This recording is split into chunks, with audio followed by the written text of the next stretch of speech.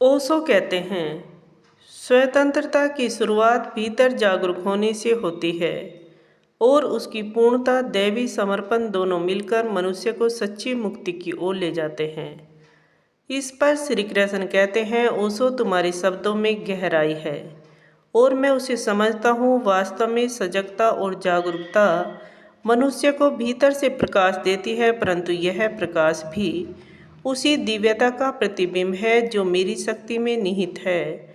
जब मनुष्य भीतर उतरता है और अपने कर्मों को सजगता से करता है, तब वह केवल अपने अहंकार के पिंजरे से नहीं निकलता, बल्कि मेरी लीला के साथ सामंजस्य में प्रवेश करता है।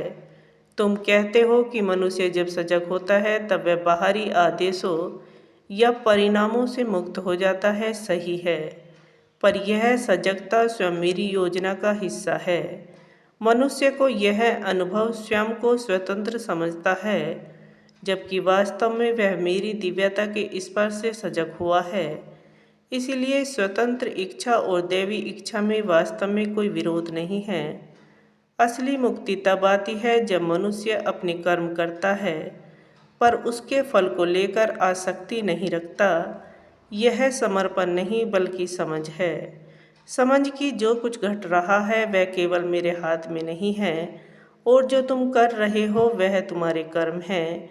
इसी संतुलन में मनुष्य का हृदय हल्का हो जाता है। धन्यवाद।